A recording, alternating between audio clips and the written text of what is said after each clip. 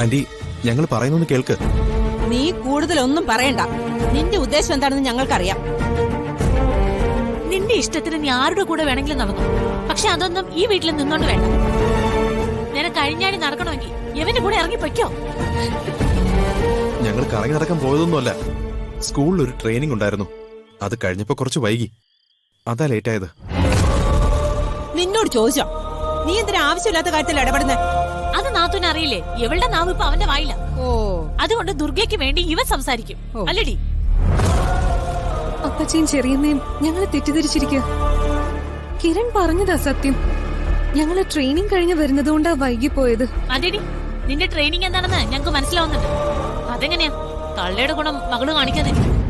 എന്തിനാ അപ്പച്ചി എന്റെ അമ്മ പറയുന്നത്? നിന്റെ അമ്മയെ പറഞ്ഞ നീ എന്ത് ചെയ്യും? ഞങ്ങളെ തല്ലുവോ? തല്ലടി, തല്ലോ, തല്ലടി, ആന്റി പ്ലീസ് വെറുതെ പ്രശ്നം ഉണ്ടാക്കരുത്. ചേച്ചേക്കാ, നീ നിന്റെ കാര്യം നോക്കിക്കോ. ഞങ്ങളെ പഠിപ്പിക്കാനോ തല്ലി തിരുത്താനോ വന്നാലേ ഈ ഗിരിജ ആരാണെന്ന് അറിയും. അല്ലെങ്കിലും വാടകക്കാരന്റെ കാര്യങ്ങൾ നോക്കിയാ മതി. കുടുംബകാര്യങ്ങളിൽ ഇടപെടണ്ട. ആ സമയത്ത് പ്രായപൂർത്തിയായ ഒരു പെൺകുട്ടിയെ കൊണ്ട് കറങ്ങി നടന്നിട്ട് അവൻ ന്യായം പറയുന്നു. നിന്റെ മനസ്സിലിരിപ്പ് എന്താണെന്ന് ഞങ്ങൾക്കറിയാം. അത് ഈ കുടുംബത്ത് വേണ്ട. ഈ പോവാൻ നോക്ക്. നോക്കി പേടിപ്പിക്കാതെ പോടാ. ഓ, നിനക്കുള്ളത് അകത്ത് വന്നിട്ട് പാടി അകത്തേക്ക്.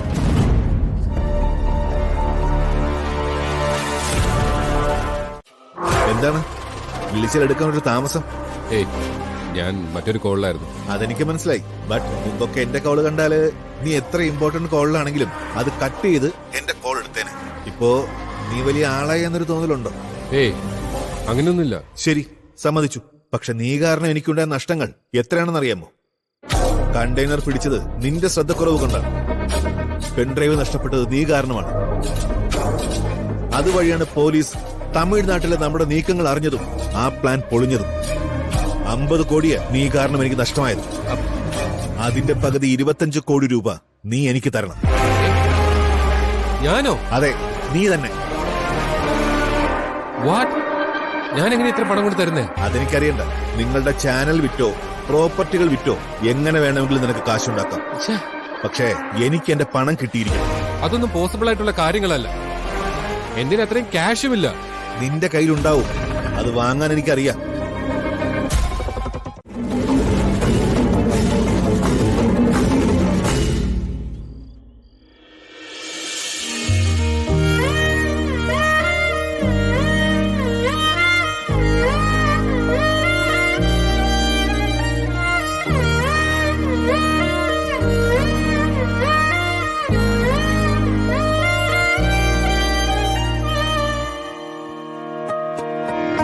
പെണ്ണേ കണ്ണിൻ തുമ്പത്തെന്തേ എന്തോ തേടിപ്പോകുന്നെന്തേ ഉള്ളം താനെ പാടുന്നെന്തേ മെല്ലെ മെല്ലെ മൂളുന്നെന്തേ മൃദുലമാ മധുരവും മധുകണം കരുതിയോ ചിറകിലായുയരുവൻ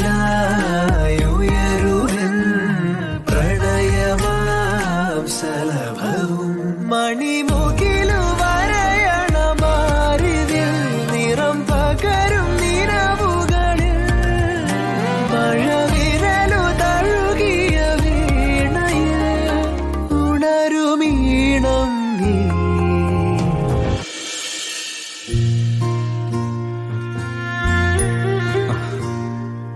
കിരൺ കിടന്നില്ലേ? ഇല്ല, ഞാൻ വെറുതെ കുറച്ചുനേരം പുറത്തേക്കാൻ കരുതി. എനിക്ക് ഉറക്കം വന്നില്ല. അല്ലെങ്കിലും ഞാൻ നന്നായിട്ട് ഉറങ്ങിയിട്ട് ഒരുപാട് നാളായി. കിരണിന്റെ കയ്യിൽ മുമ്പ് എനിക്ക് വാങ്ങിച്ച സിഗരറ്റ് വല്ലൂരിപ്പുണ്ട്.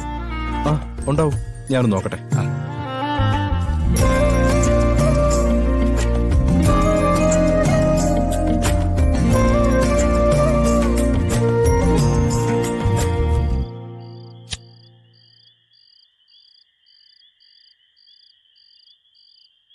ഈ മാസം ഡോക്ടറെ കാണാൻ പോയിരുന്നോ? ഇല്ല, അടുത്ത ആഴ്ച ചെല്ലാന്ന് പറഞ്ഞിട്ടുണ്ട്. ആഹാ, നിങ്ങൾ രണ്ടുപേരും ഇവിടെ നിൽക്കായിരുന്ന? അല്ലതേ ഏട്ടാ, ഇപ്പോഴും സീട്ടുവിലേക്ക് ഉണ്ടാ? വല്ലപ്പോഴും ഒരെണ്ണം കിരൺ വാങ്ങിത്തരും. അത് ഞാൻ നിർബന്ധിച്ച് പറയുന്നോണ്ട് തരുന്ന കേട്ടോ. കുട്ടന് വേണോ? അയ്യോ, എനിക്ക് വേണ്ട. എനിക്ക് ആ ശീലമില്ല. പിന്നെ തണുപ്പത്ത് ഒരു 2 കിട്ടിയാ ഓക്കെ. അതിനിപ്പോ ഇവിടെ ഒരു വഴിയുമില്ല. അയ്യയ്യേ, അത് കുഴപ്പമൊന്നുമില്ല. എനിക്ക് അങ്ങനെ നിർബന്ധമൊന്നുമില്ല. കിട്ടിയാ കിട്ടി, ഇല്ലെങ്കിൽ ഇല്ല. എന്താ ആർക്കും ഉറക്കൊന്നുമില്ലേ?